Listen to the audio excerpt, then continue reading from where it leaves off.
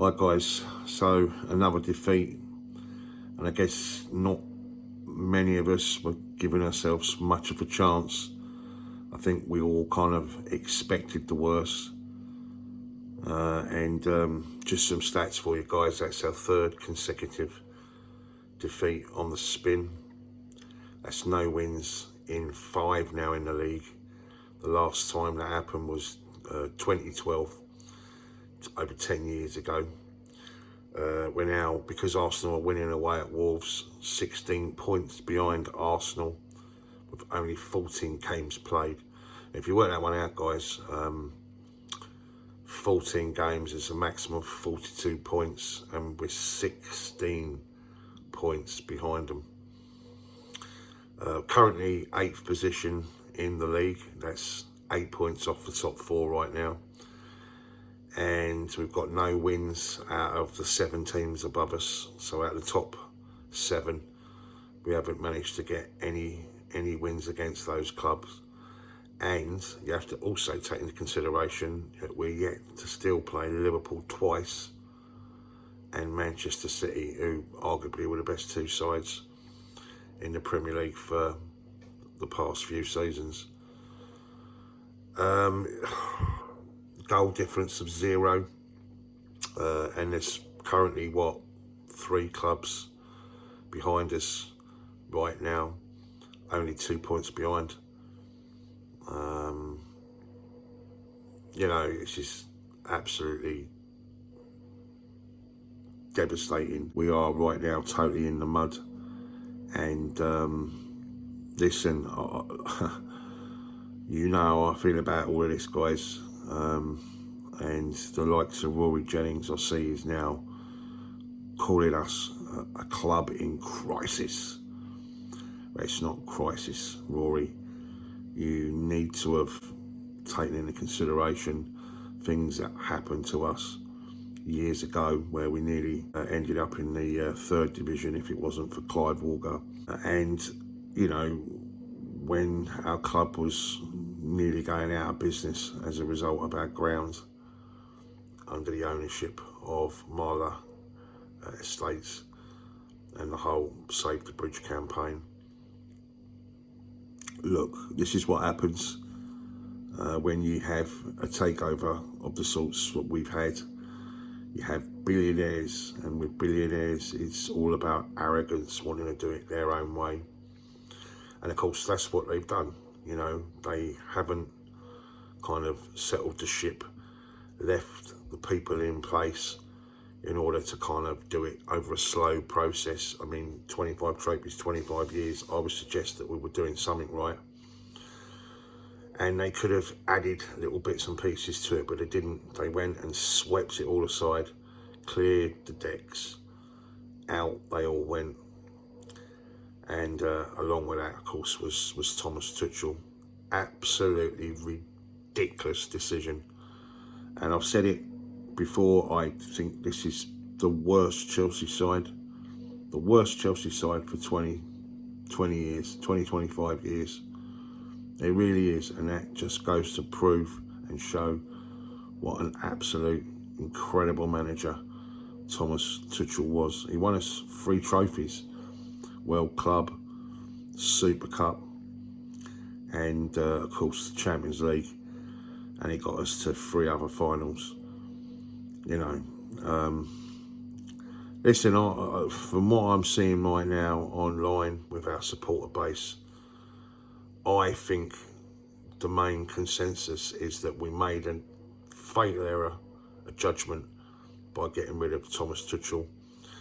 If you think back to the whole circumstances regarding the sanctions, the man was a colossus, standing there all alone, battering back those questions from the hyena media circus that was like constantly at him.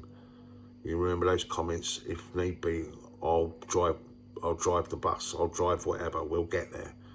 You know, when there was talk about us not even being able to have transportation and everything else.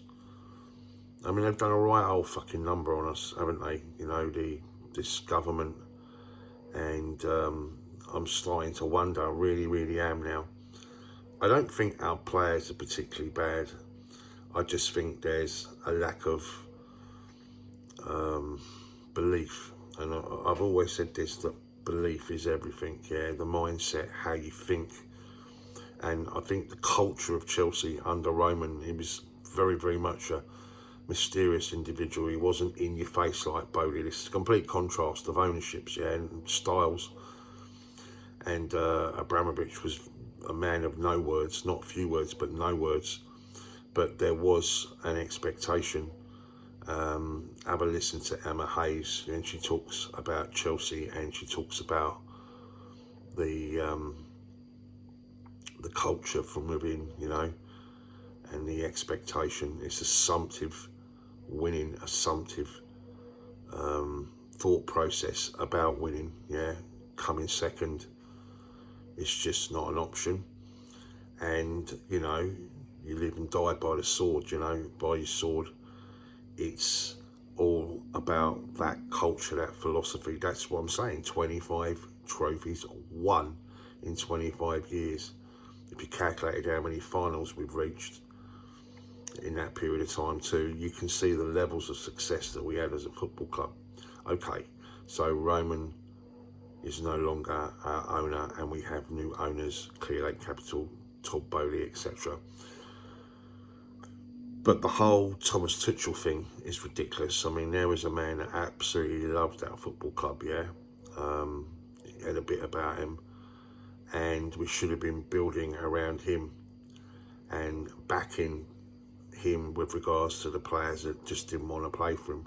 If there was an issue inside the club, in the dressing room, whatever, we should have been backing him. I don't want to go over the same old shit, because everyone out there knows exactly how I feel about it all. But I got to tell you right now, this is not the solution. And I said, be careful what you wish for. I said it all along. And when I hear people say, look, you need to back him, you know, this is all about a process, and it's all about longevity, and it's all about building something over a period of time, which might take 3 or 4 years. Since when has that ever been our philosophy? And who's to say that all these other clubs don't also improve their own circumstances? Because that's exactly what's going to happen. It's not an easy league to succeed in, but somehow we had a knack of doing it because of that belief factor. So I guess my message to Todd Boehly, not that he's ever going to listen to someone as long like myself, because I haven't got a big platform. I'm not an influencer or a celebrity YouTuber or someone that's crossed over from you know, online streaming a YouTuber to mainstream, like your Talk Sports, etc. I'm just little old me, yeah, a supporter that's always going to care more than Todd Boehly or any of those players that put on that blue shirt. And right now, I would say Todd Boehly is in a bit of a situation, because he's kind of taken a punt on Graham Potter. Let's be fair, yeah. It's not. It's a hunch, yeah. It's a possibility of building something, putting a blueprint together that may take time. But when I hear about, well, he hasn't got his own players and he needs to build his own players, well, Thomas Tuchel never had his own players. You know, we never really backed Thomas Tuchel. If you think about all that he went through during that period of time, you know, so not, you know, it was a young squad that, as I say, not the best team that we've ever possessed, but he took us to a Champions League final. We played the way we did against Real Madrid. You know, the year we won it, and the year after, look how close we took it and how we played in the Bernabeu. The fact that when we won the Champions League, we beat Manchester City 3 times that year. You know, and he knew that there was issues and problems that needed to be dealt with. And the one thing about Tuchel and why he absolutely adored working at Chelsea, it was the simplicity of it all, because he would just come to work and do what he does best, what he loves, and that's just to coach, not do all the other bits and pieces, because we haven't got that in place. Everything fell on him. All that pressure fell on him at a time when he perhaps needed a little bit of an arm of love around him too, a little bit of respect for all that he went through, propping up our football club while everybody else didn't want to fucking know. Seriously, if I was Todd Boehly right now, I know you're gonna, from a business perspective, you're gonna lose a bit of, what's the right word, credibility, yeah, if you go back on something and act quickly. But I think right now he would gain more credibility if he was to turn around and just chop it.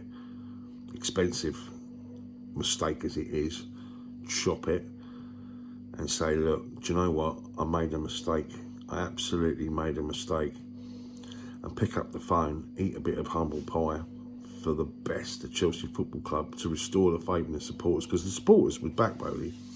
The supporters would go, do you know what, all right, he did make an error of judgment, but you know what, he done the right thing in the end, he does care, he's doing what's best for Chelsea Football Club. Pick up the phone and speak to Thomas Tuchel. And I'm telling you guys, Tuchel would come back. He loves us, man. Listen to what he says about us. It's unfinished business. I'm going to come back to this football club. Either that, or go for something like Mourinho. Someone who lives around the corner from the club, maybe for third time, lucky stint, who knows. But it would appease the fans, yeah? It would be a sensible choice. Everyone would get back on board. Everyone would have that spring in their step again. And it'd be the right move, because we'd know then, yeah, that we've got a class act. Look, no disrespect to Graham Potter, but those players are reflecting the personality of the person. Now, he may be a fantastic manager. He may have done management courses and everything else. But look where he's managed before, yeah? He's come to Chelsea, and his first experience in the Champions League was through Chelsea. This is a completely different animal. This is a club with a culture that is all about winning. You know, you can't string 3 or 4 games and just push it aside and go, well, you know, we're getting there. You can't big up the opposition. You have to be confident, a bit of arrogance even. You know, we're used to everyone hating us, not everyone loving us, because we've got an Englishman at the helm and we're doing it in a different way, an organic way. That's not us. It's never been us. We go out there and we're winners. That's what we're all about.